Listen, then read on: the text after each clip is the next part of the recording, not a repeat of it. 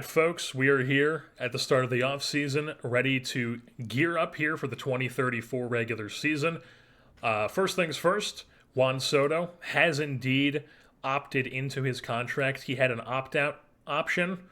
Opt-out option. That's redundant. He had an opt-out that he could have taken to go into free agency after this season, but he decided to take it, so he's going to be on our team next year, guaranteed. And then he has a player option for 2035, his age 36 season. So if I had to guess, I would say, for his age 36 season, he's probably going to opt into that because I don't think he's going to be able to get. I mean, maybe he can. He's Juan Soto, but I don't think he's going to be getting more money than that on the market at age 36. So we probably have him for 2 more years, is what I'm saying, and then we probably won't bring him back depending on what he wants. But we'll have to see things how they go. But we have him for next season and then probably next year as well, or for 2 years. So Juan Soto still a part of our team here. That is good news. He is still very productive as our leadoff hitter. McClanahan obviously failed to meet his vesting option, so he will not be back. That was the plan. We already knew that. We have some minor league coaches to replace here, some rookie league guys and some low A guys, but nothing too crazy. And our budget has actually jumped, and we had our player development bumped up to $35 million, so I took it back to 20, which is usually where I have it at, is 20. So I might even move this draft budget down a bit as well to get some more money in here. But $20 million in the player development budget has opened up some more space here, and we've got a decent amount of change to spend here in this offseason. And we do have some decisions to make. I've already gone ahead and put some feelers out, did some shopping around. Here is where I'm thinking of certain things. So, the pitching staff, things are going to be a bit different. I feel like the downfall of our team this year was our bullpen. Our staff was very good. If you have 1 through 3 being this, you're set. You can just get like an average guy in the 4th spot. You got Mike Hoskins, who has the ability to be really good. We're going to be throwing him in the dev lab, which we'll get into in a little bit here. But he did improve quite a bit this season. A lot more green here on his card. He still has the ability to keep improving, so we would like to see that keep going up. If you see his scouting here, lots of teal pluses. We want to see that going up. We want the tick and velocity up. That's a good sign as well. Mike Hoskins, keep doing what you're doing, but you're going to enter the year as our 5th starter. And we're probably going to try to acquire a 4th starter here because we have Andrew Healy, who is in his final year of arbitration. So he's projected to make 11.84, and it's just like, I don't think he's worth that much. He was his most ideal role for us was in the stopper role, but I'm not paying a stopper $11 million. He had a solid year for us in 2032 in the rotation, but it wasn't like anything too crazy. And then he, kind of came back down to earth where you would expect. But I mean, he has good ratings. The control's a bit iffy, but he has good ratings. He's a good pitcher. But it's the last year of arbitration, and it's like, I'm probably not going to be signing him to a long-term deal. So we're going to be putting out some feelers here, and I've got an idea in mind which ties into a few other of our guys here. So, Eric Rose. Eric Rose is a reliever who is projected to make $4.4 million in arbitration this season, which isn't the end of the world, but he is now fragile. And he's fragile because he's had some decently long duration injuries. He's had strained bicep stuff for multiple weeks. He's had sore shoulders for multiple weeks. He's had an oblique strain for multiple weeks. He's had triceps for multiple weeks. He's had an oblique strain that had a setback for 3 months. Things, could start falling apart on this guy. Now, I really like Eric Rose. He is part of the lore in this series.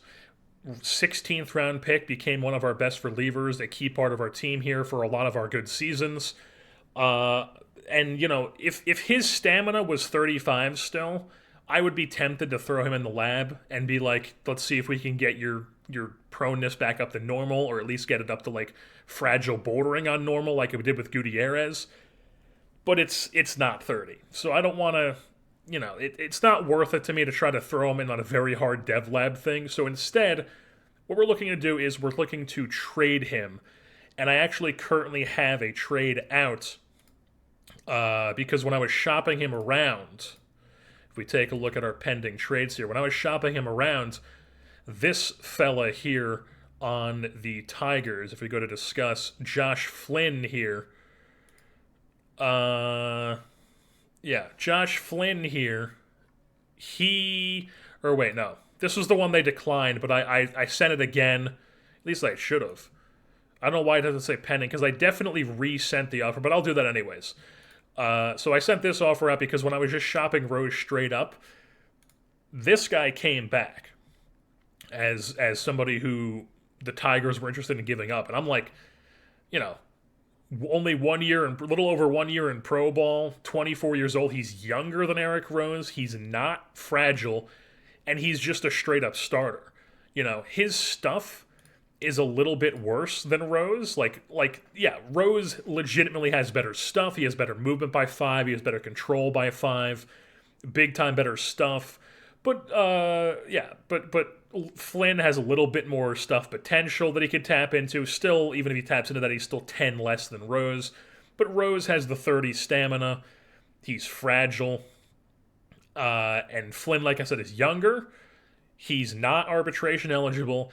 And he's like a legit starting option as opposed to Rose, who is not anymore, and he's fragile. So I'm thinking Flynn, even though he has a little bit worse stuff, is worth it to go for him. We're trying to squeeze some other things out of the Tigers here. So Flynn, the idea is he would be our 4th starter this year.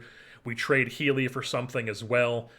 And Healy, we will get into in a second here. I have something lined up with him that I think is going to be interesting as well, because it's like pretty much by far the best option out there, aside from maybe trying to package a bunch of relievers, which I feel like we could get better. We could get a better return than just like a bunch of like relievers for Andrew Healy. But Josh Flynn here, I'm pretty set on him and like a reliever being the return for Eric Rose. So I'm thinking Josh Flynn here, Texas Tech as well. Wreck 'em, folks. We're like a little over a week away from College Football 25. I cannot even describe to you how excited I am. When you watch this video, it's probably like late July or something, and you guys are like, what are you talking about? But, I'm hyped. Wreck 'em. Let's go. And you can also see that in his Flynn here, in his 2 big league seasons, we should get just pitching stats here. Started off in the bullpen, 4 starts, solid year, and then went in the rotation, 30 starts, solid year, first year in the rotation. So Josh Flynn here has proven that he is a solid pitcher in the big leagues, and I think this is the route we're going to go. So Rose, I'm pretty sure I resubmitted this, but it was like, I'm pretty sure I removed Billy Lawson out of it, and I just put Flynn, and then Jaden Dawoodu, who's like an interesting enough reliever, who's on league minimum, has 3 options, self-explanatory stuff. So we'll just resubmit that because I did that as well, but I'm pretty set on that being the deal we do for him, and we'll see what they say tomorrow. As far as Andrew Healy, the thing I am thinking about with him is... Okay, so is the shopping thing still here? All right, the shopping thing is not up in the top left anymore, and I've ran out of shops for the day, but Andrew Healy here, if I go to just trade player, does it show? Okay, no. But there was a guy on the Mariners who they offered, and they were like, hey, we'll give you this guy, and you'll give us Healy. And I'm like, it doesn't stand out to me as immediately something that's like, we should do, but I think this is by far the best guy available that I was offered when I did shop. I did multiplayer shop, I did straight up shop. This was by far the best player they offered me. So I think we should try to get this guy, this perennial stud on the Mariners. Now, it is risky to trade with the Mariners, but we're doing a thing where we're basically swapping guy entering last year of arbitration for guy entering last year of arbitration. Now, Carrasco does not have an immediate spot on our team, but he's very good. He's better than Van Wingarden. Absolutely. That's just straight up fact. We're also going to get a little scouting report on him. I'm sure nothing really changes too much when it goes to high to very high, but we're doing it anyways. He's better than Van Wijngaarden. I like Van Wijngaarden, but Carrasco is a big step up. So, the plan is we could possibly even move Van Wijngaarden into a bench role if we wanted to, and then that moves Urbanovic down into a depth role. Because Van Wijngaarden, he's not so expensive that he's like not doable as a bench player, and even though he doesn't expect to be a starter, depth is never a bad thing. So Carrasco here is a little bit of a tick up in arbitration estimate. He's about like 9 million more than, or 8 million more than Healy's projected to get in arbitration. So obviously that would tick into some of our budget, but we're the Angels. We've got some budget to spend. It's not going to be the end of the world if we have a guy making a little bit more, who I think is more valuable than Andrew Healy. Like I said, it is a bit dangerous making a trade with the Mariners because they are a solid team.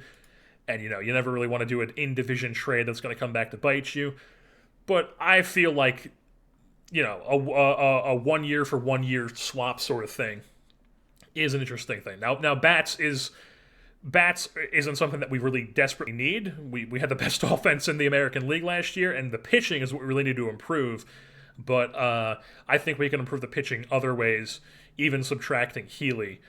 And this guy he's honestly just too good for me to pass up, honestly. This lefty, absolute masher here, 65 power against righties, 60 against lefties. He's no slouch against lefties, even as a lefty bat. You love to see that. Now, he is a little bit of a tick down on defense, but I'm willing to, put him in left field. Right field, he held his own. He wasn't great, but he held his own. He's probably a bit better in left. So I'm willing to put him in left with the 55 potential there in left. We could maybe even throw him in the second set of Dev Lab things, try to get his left field defense up, because that's usually pretty easy to improve. And, Chris Lesnar, he did improve his left field defense even more to 75. But at the same time, it's he's really good in right field too. So I would not be opposed to playing Lesnar in right, and then this Mariners guy who I already forget his name in left field. Some people prefer the worst outfielder in left. Some people prefer the worst outfielder in right. I guess it's more so just park dependent. In my mind, it's usually left field is the worst guy in my mind. But, maybe some people will think otherwise. But in my head, it's you want the worst guy in left. Because, I don't know, maybe that's just me being insane, but in my mind, it's you want your right fielder being a little bit better, a guy who can have a good arm, and you want your left fielder being the guy who's the fringe outfielder, if you have to do that. So Carrasco, he's got the big power, he doesn't strike out, he has a decent eye, he's got the really good base running, he's a high leader, really good personality class, and this guy's, he's so good that, depending on what he would want to re-sign, we might even think about doing that. Now, I should mention that we also still have to re-sign Chris Aquino, which I do want to do. Because Chris Aquino, even though he's probably going to be our first baseman this season, and first baseman long term, he's that level of dude where it's you have the potential to hit 50 home runs a year. You're somebody we are looking to re-sign long term. Now, I know we've re-signed Lesnar long-term already, but we re-signed him long-term to a very, very team-friendly deal, especially with a big budget like the Angels have. But Aquino, 80 potential. I mean, what does he want right now? Yeah, I mean, this is obviously bigger than Lesnar, but Aquino's a better player than Lesnar, and we're definitely going to be looking into doing this, signing him long-term, making him a very long-term Angel here. We're going to mess around with this a little bit, but I would expect Aquino to be long-term signed when we check back in. But back to the trade. So if we trade for that Mariners guy, I would say that, whether he's left or right, Lesnar and him are the left and right fielders. Van Wijngaarden, who, like I said, is projected to be he expects to be a starter. He's been a very good starter for us the past 2 seasons, but I would say this other guy is a definite step up. And Van Wijngaarden could be our backup corner outfielder. And if somebody gets hurt, Van Wijngaarden is a very, very, very capable backup. And he's only projected to make $3 million. We have him an offer out, saving a little bit of money in arbitration. So, I'm fine having a guy making this much money being our backup. It's whatever. I don't think I want to trade him quite yet. So when we look at the rotation, I'm thinking that Flynn guy who we're going to get for Rose is going to be in this fourth spot. And then we're going to try to figure out the bullpen from there, where it's like Kaneda's going to be back. We've still got him for 2 more seasons guaranteed at $15 million because this was the contract we signed him to when he was a starter. I could try to flip Kaneda, but I think it just makes more sense to bring him back as a closer. He's a good closer. Maybe not like maybe not $50 million. I don't know. Maybe we will look into trading him. It depends. We'll be revamping the bullpen this season. There are going to be some new names in the bullpen for sure. And then like Mike Lilly is not going to be back. Chris Livonis is projected to make like $2 million, which is, I think I'm fine paying Chris Livonis $2 million. Maybe we'll look to trade him. Maybe we don't. I don't like the 45 home run allowed. That can be pretty risky in our ballpark. But I might bring him back. We'll see how things look. We've talked about Eric Rose, and then Dave Peter. I would say Dave Peter's definitely gone. He's not going to be our catcher next season. He's going to be a catcher for somebody else next year, probably starting for somebody else. But we've got some interesting depth backup options. Like Greg Gillespie, who's like a fine backup catcher. You don't want him starting, but he's a perfectly fine backup for Ohapi. And then we've got a couple guys in double A ball right now who have been in A ball the past few seasons who have really, really come into their own developing here. There's Luis Cuevas, and both of these guys are Rule 5 eligible, so they're probably going to be on the 40-man here because I think these guys are better than Gillespie. Cuevas here, interesting bat. Has some power potential, has the 60 framing, bit of a weak arm, but he's high leader, fly ball power hitter, absolutely destroyed high A last season. Definitely a bit advanced for that level, but he was not looking like this last season. This is because he had such a good season. So Cuevas, former 6th round pick for us. He's an interesting option to have as a backup catcher, as well as Frank Anaya, who has a similar profile to Peter. He can get his power up a little bit more. He has all green. That would be fantastic with the 70 blocking and 70 framing and the above average arm with the leader, loyalty, and low financial ambition. We love that. He's another guy who I probably should have been paying closer attention to, that he was doing this in back-to-back years in A-ball and had him in Double A last year. But, you live and you learn. He tore up A-ball. He's probably the favorite for me to be the backup to Ohapi next year if we go the in-system route. But we could always, have these guys as depth on the 40-man and go like a veteran backup route. But I think I'm leaning towards having one of these guys be the backup. And Gillespie, I think, is now he's the 4th catcher, I would say.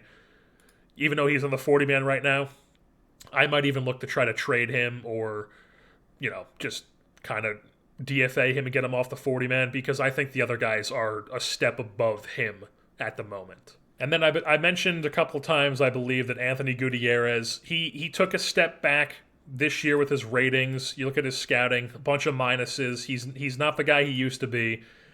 He can't really play center field, spot you games there anymore. He's still the captain, obviously. Still has the decent base running, but he's not as good of a lefty feaster that he was before. So, I think his time has come to an end here on the roster. He had some decent years in his first 2 years here. Decent, 1.5 WAR player, short side platoon guy, playing as a captain.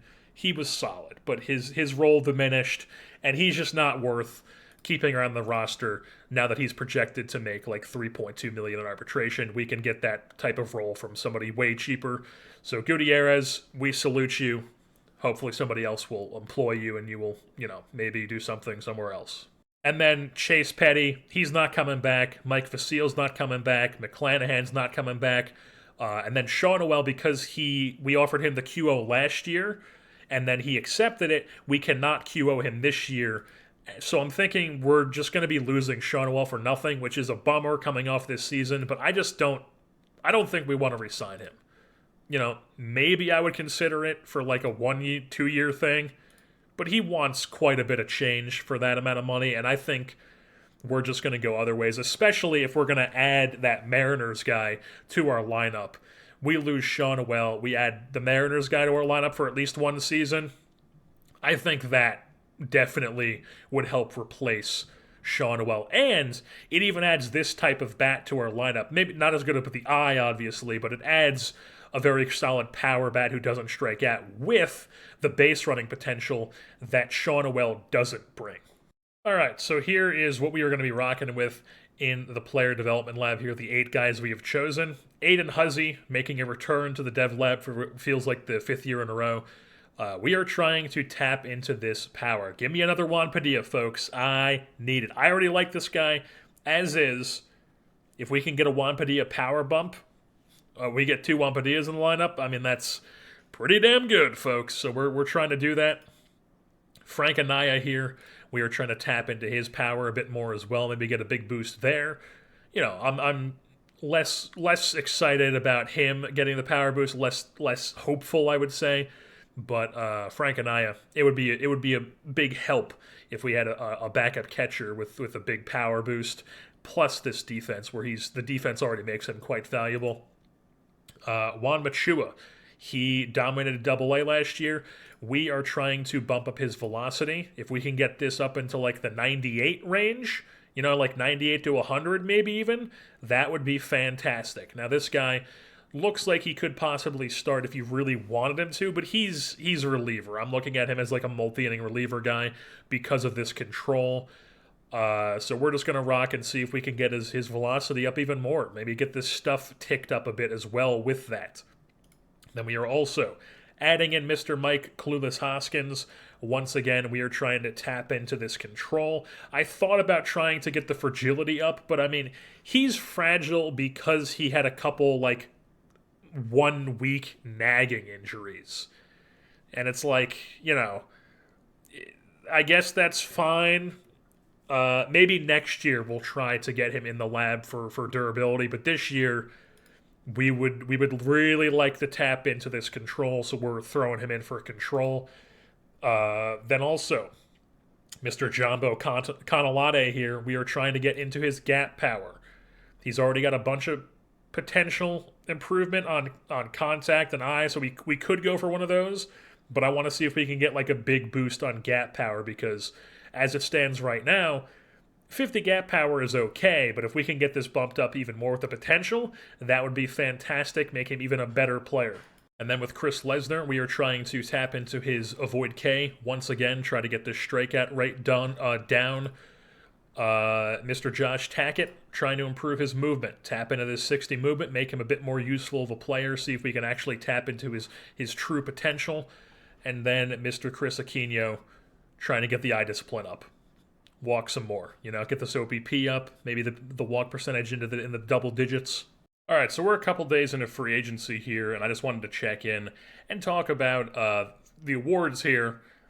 There were a couple interesting ones. I'm not going to go through every single award at this point in the Sim, just because, like, who gives a shit, like, who is getting, like, the National League Gold Gloves? You know, like, obviously I'll look at them, and if there's something interesting I see on there, I'll point it out, but I'm not going to sit here and go through every single guy on every single award.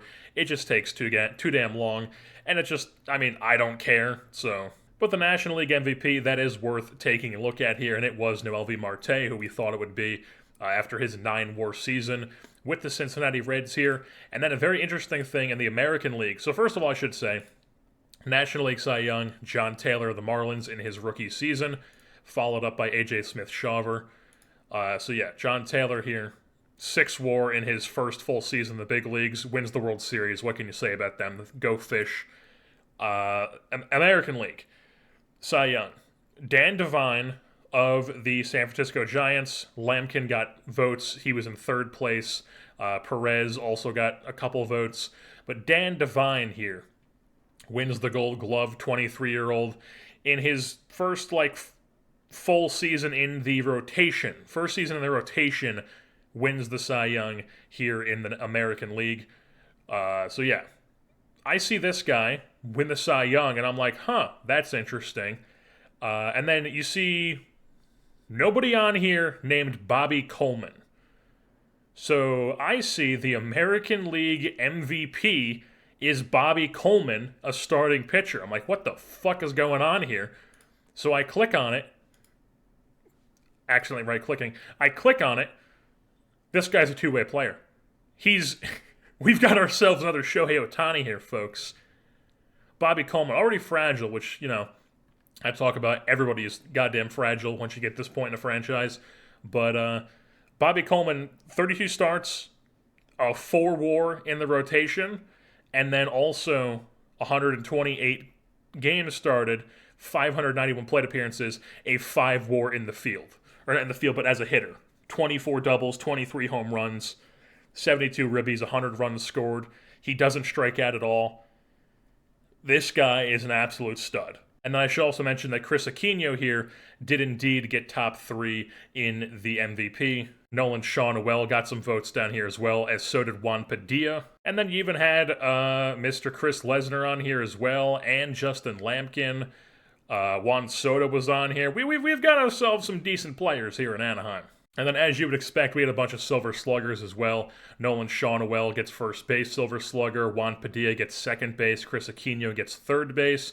And then Chris Lesnar gets left field. The DH was not Juan Soto. It was this guy, DJ Huber of the Oakland A's. And it's like, fair enough. You could have gave it to either or, but DJ Huber gets it. At the University of Maine, the guy is from, I'm sure I've reacted to this, but he's from LA and he went to Maine. Oh my god. And he was a first-round pick out of Maine. That's hilarious.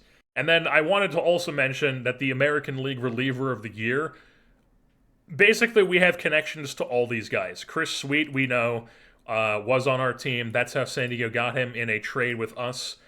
It was the Mike Vasile trade, who did not really do anything for us. He was actually quite bad for us, but Chris Sweet does get Reliever of the Year with San Diego. Vince Garza. We do not have any connections to Vince Garza aside from that we've played against this guy a bunch, who is just absolutely insane. If I was them, I'd be starting this guy at 35 stamina, but he's obviously pretty insane as a closer. So they do what they do. And then David Castro on the Rockies. This is somebody who was claimed off waivers from San Francisco. I know, a reliever getting Reliever of the Year votes with Colorado. Castro here was a part of the San Francisco Giants trade we made, along with Cam Caminiti, Ronnie Mauricio, and Lee Schneiders for Logan Webb. Way back in 2027, this guy was in the Logan Webb trade, and he is now getting Reliever of the Year votes for Colorado. Emmanuel Clase, we do not have any connections to. He's currently a free agent as well. We do not have any connections to him. But Yohan Duran, obviously, won a World Series with us, former Angel. He's also a free agent, but he gets votes of the Mariners. And then Jeremiah Estrada, also former Anaheim Angel, did not win a World Series with us, but, was with us for a season and a half and had at least one decent season. And I also wanted to mention that Shohei Ohtani is now a free agent, but we will not be trying to throw our hat in the ring here for Shohei Ohtani because he's bad. He does not pitch well anymore. He does not hit well for multiple seasons now. He hasn't been a full-time hitter for 3 straight seasons, and he's just not really any good anymore. So Shohei Ohtani, and he's wrecked. He's also wrecked. He's about to be 40 years old, and overall, really not even that impressive of a pitcher here in this universe. 2024 he obviously pitched 6 games because he was hurt. 2025 was not good. Had a really good 2026. 2027 was okay. And then he just kind of wasn't really great from 33 through 35 ages. And then I guess he got hurt in 2031. And then 2032 and 33, he had a decent year between the rotation and the bullpen in 2032. And then last year was just not good. And then you take a look at his hitting. Definitely a much better hitter throughout his career. He has 474 home runs, 330 doubles, a career 128 WRC plus. So definitely a much better hitter, but has not been a full-time hitter for. Or I guess he probably was a full-time hitter, but not full-time, but he was 2032. He was between the rotation and the bullpen, so he was probably more of a bench pinch hitter, sort of spot start DH sort of guy, but overall not getting 600 plate appearances like he was in the majority of these years. I also wanted to mention that Patrick Forbes is actually in free agency here as well, and he had some very interesting usage with. So he never really did too much for the Mets. He had like 1 year where he had 39 and 2/3 innings and 17 appearances and was like pretty solid. Then just really didn't pitch at all for the Mets in 2033. Somehow ended up on Arizona, and he had a weird stat line where he only pitched in 27 games, 6 of them are starts, yet he somehow managed to get 117 innings.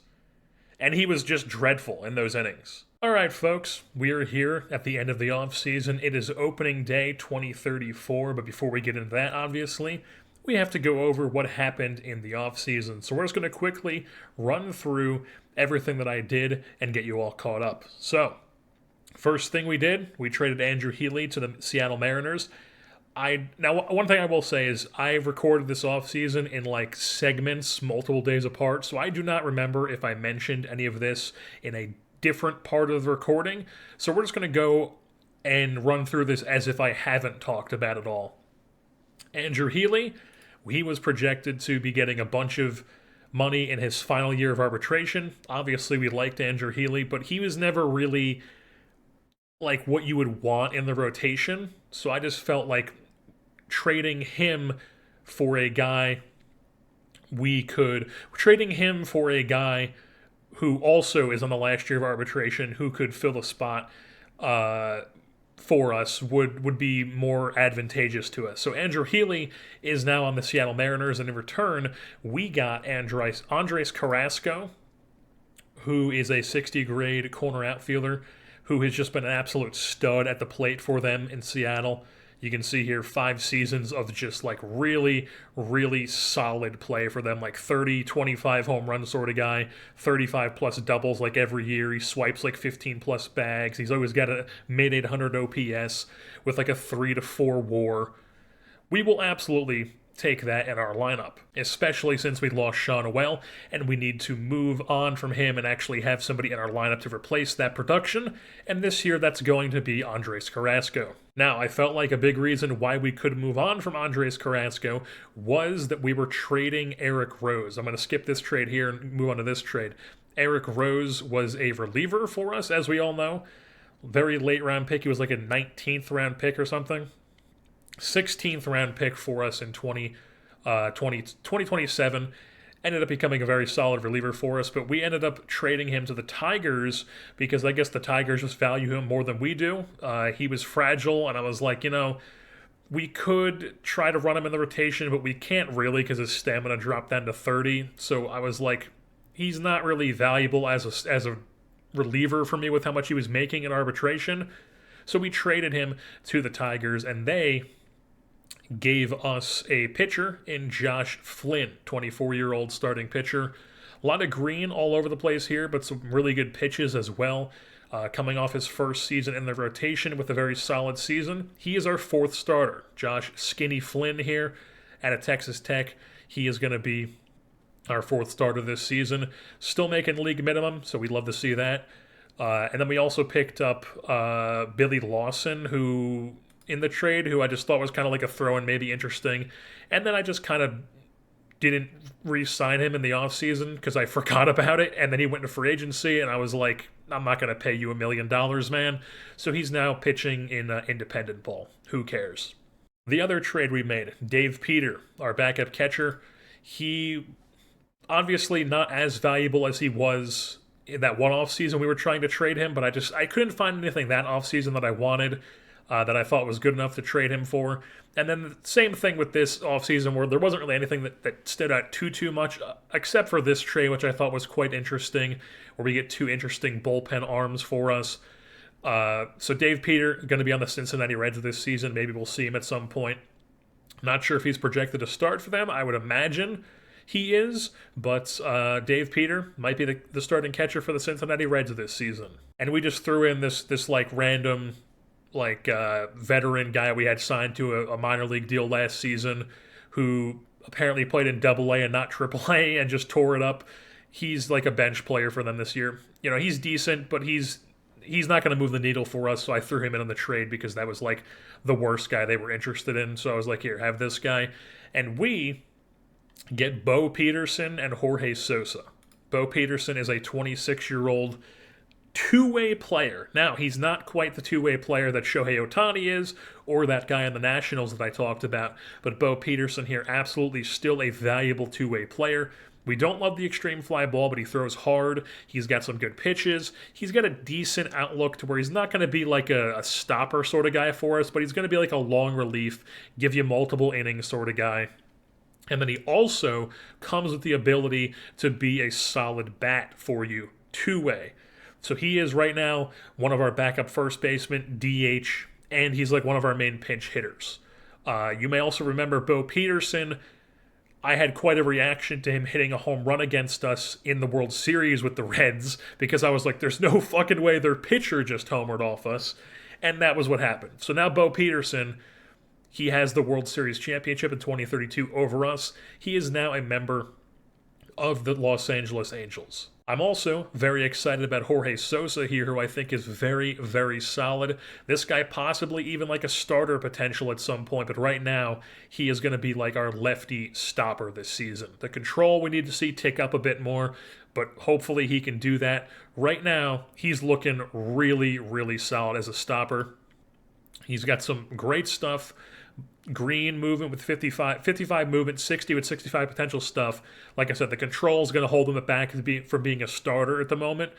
But he has really, really good pitches. 60, at least 60 grade pitches. Fastball, slider, curveball, changeup, sinker. He's got the hold runner. He can pitch multiple innings. He throws hard. He's a lefty. I mean, this guy's pretty insane. If you ask me, Jorge Sosa is going to be in our bullpen this season. I'm very excited to see what he can do for us. And then last year, bullpen was a big issue for us, and I went out and I got ourselves an absolute monster of a relief pitcher. Now, Jacob Misiorowski, top prospect in real life for the Milwaukee Brewers.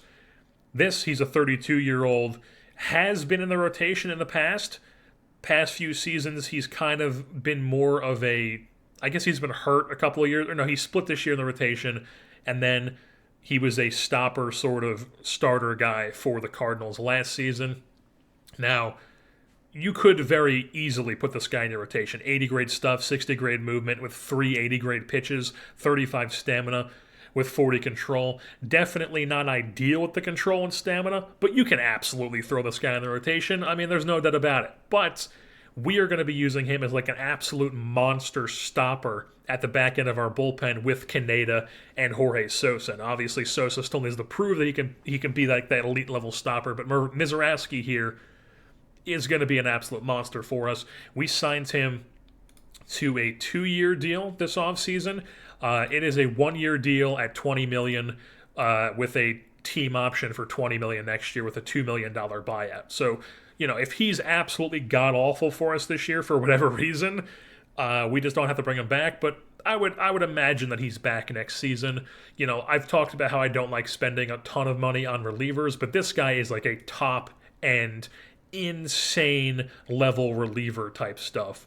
And plus we had the money. So, you know, I figured we might as well beef up our bullpen here because that was what we really needed to improve this offseason, and I felt like we did that. Now, before we take a look at what our actual lineups and rotations look like to start this season, let's go over the development lab here.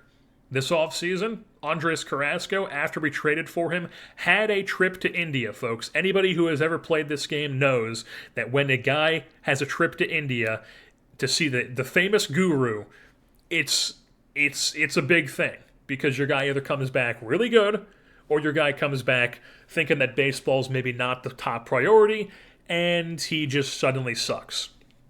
Andres Carrasco went there and he felt amazing. He's sure he's going to take his game to the whole new level. So, you know, maybe we can get a big bump in Andres Carrasco this year in the 1 year that we have him. Maybe we decide to re-sign him after this year. Maybe not, but we at least have him for one season, so that is good to see. Now, as far as the programs, the first round of programs, Aiden Huzzy, huge success here, folks. Outstanding improvement. He improved his power. He's looking like Padilla. We've got ourselves another Padilla in the lineup at second and third base this season. Aiden Huzzy, 8th round pick in 2031. A big contact, never going to strike out. Now he's got 60 power with some decent speed. And unfortunately, we did throw him in the dev lab for some defense here. Because we've been trying to improve his defense, and he did not have any improvement defensively. But, he's still fine enough. So Aiden Huzzy, big improvement with the power. Very excited to see what he can do for us this season in the lineup. Frank Anaya, we tried to improve his bat speed as well. Unfortunately, he did not improve. Juan Machua, though, a interesting multi-inning relief prospect that we have, did indeed bump his velocity from 95 to 97 to 96 to 98. So Juan Machua throwing a bit harder this season. Hopefully he'll be up in the big leagues at some point this year. We'll see what he can do for us. As of right now, he's going to be tearing things up in Double-A, just working on his stuff down there. Also, Mike Hoskins did indeed improve his control rating. He improved it by 5. You take a look at his ratings. He's looking pretty solid right now. Only a 45 right now, but he's got a bunch of green everywhere. He's got good movement. He's got really good control with some better control potential. He's got a bunch of good pitches. I'm very excited to see what Mike Hoskins can do for us this season in the rotation. Now, we also threw Alejandro Canalate in the GAP program, or the GAP Power program. He did not have any changes, unfortunately, but Chris Lesnar did indeed have a big improvement with his Avoid K. His potential and his current both improved by 5. You can see here it's now up to 40. This was at 30 at one point. We got up to 35, now it's up to 40. Chris Lesnar, maybe we can see the strikeout rate drop to be like 35-ish. I would be fine with that. So Chris Lesnar, love to see that. Then we also had Josh Tackett. He did improve his movement. Now it only says successful, but I feel like this should be an outstanding improvement because he improved his current movement rating by 10. He jumped it up just straight 10 points. He's a 60 movement guy now, and he still has growth. He's going to be in our bullpen this season. I'm very excited to see what he can do for us. I keep saying that, but I am. I'm very excited to see what all these new guys in our team can do this season. Then Chris Aquino, we threw him in for some eye discipline, and he did indeed improve his eye. Not the biggest jump, but he does have a little bit of a jump in his eye. His potential's a 60, so hopefully Chris Aquino can walk a bit more this season to go with his tremendous power. We would love to see that. And then, like I said, there was the second round of dev programs. Aiden Huzzy did not improve second base defense.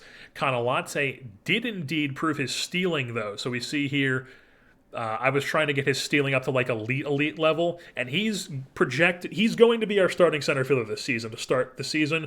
So we're going to see how things go with Canalate. Hopefully he can really come into his own here and be an absolute monster for us this season. I would love to see that. And then we also had a couple more improvements defensively. Andres Carrasco did improve his defense in right field. He improved his arm by 5 and his range and error by a little bit less than 5.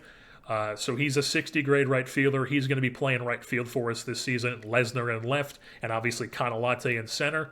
We also have Josephine Fetchko, who is a player we picked up on a minor league deal last offseason.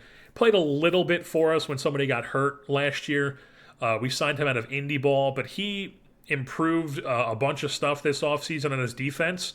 As you can see here, decent defender, 60 grade second. Going to play first and third for you as well. Bunch of green in his batting profile here with some potential improvement as well. Really good stolen base threat. He's a captain, high work ethic. Interesting player out of St. John's here. You can see, like I said, we signed him out of indie ball. He was a 5th round pick out of the Blue Jays in 2029, just never really panned out. And then he tore it up in indie ball, and now he's a member of our system, and he's actually going to be on the big league roster here to start this season. Then we also threw Logan O'Hoppe in a Learn New Position program.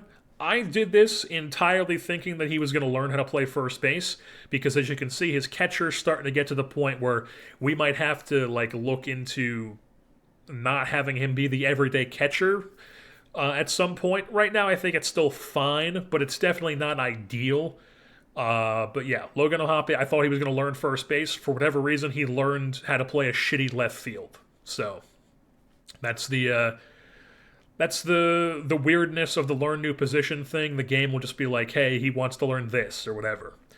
But then Chris Lesnar, we improved his base stealing technique as well because I thought he had some interesting uh, speed profiles. So, we can compare that. We can combine that with his eye and his power, and maybe he steals a bit more for us this season. We would love to see that. Jeff Van Wittengarden, we improved his defense in right field, but all by less than 5, but still improvement nonetheless. And then we also tried to improve Red Horse Mulligan's first base because he's just straight DH at this point, and he was not even able to improve his first base because that's just how bad of a first baseman he is. What's your biggest fear, Red Horse? A ball coming in your general direction. We should also mention that Mike Trout is officially now a Hall of Famer. He is in the class of 2034.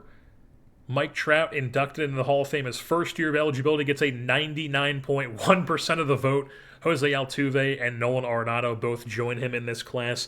I really don't pay attention to the Hall of Fame in this game at all, but it popped up. Mike Trout, he's in the Hall of Fame. I figured that was worth mentioning because obviously it's Mike Trout. Take another look at his career stats page here. Ended with exactly 500 home runs. He did that big favor in 2028 after having that year where he retired and we didn't have to pay him the rest of his contract, or we didn't have to have him on the team for the rest of his contract. Switch over to basic stats just to take a look at this.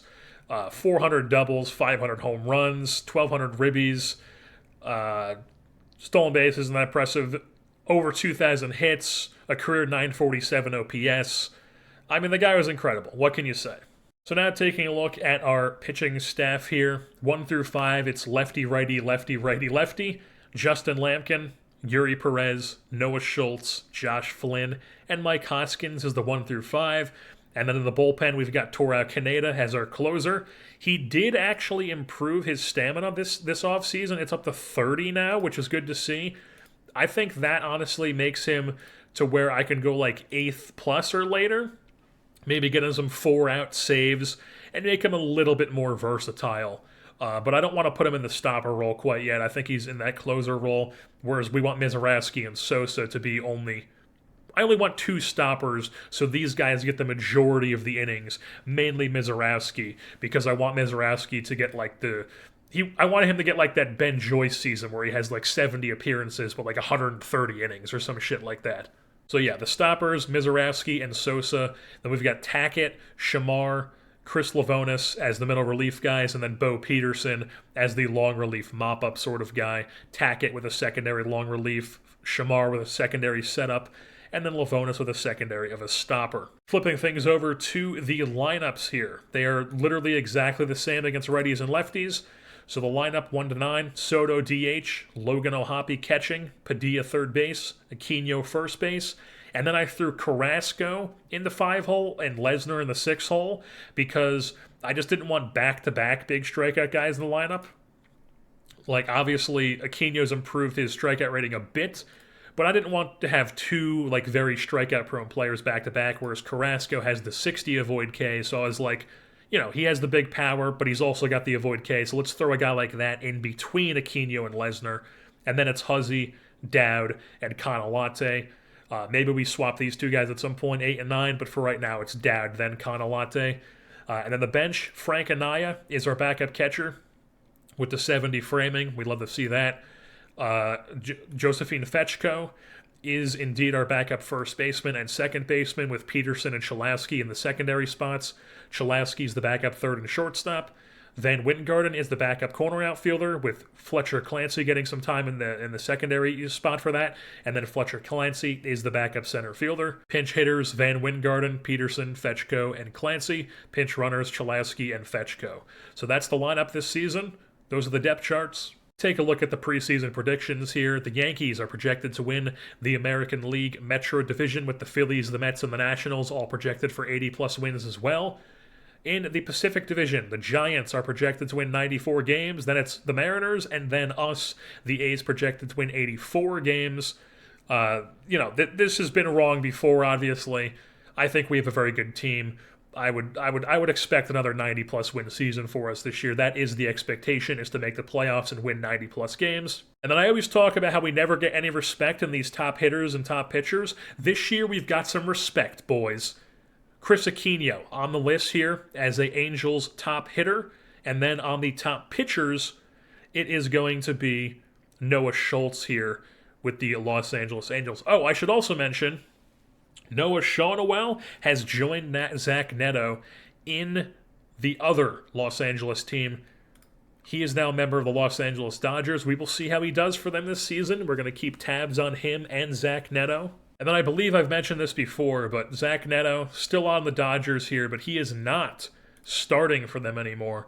He is a backup after a disappointing year for them in their first year in the Dodgers. They have him signed through 2037 here. That could be a pretty bad contract, I would say. But Zach Neto, not a great start for him in Dodger land. We'll see how Nolan Schoenwell does for them. And then I don't remember if I mentioned this, but Ben Joyce had like a decent 1 inning per performance per outing season for them. He was solid, nothing to complain about, but definitely not utilizing him as well as you could be, but still solid year for Ben Joyce.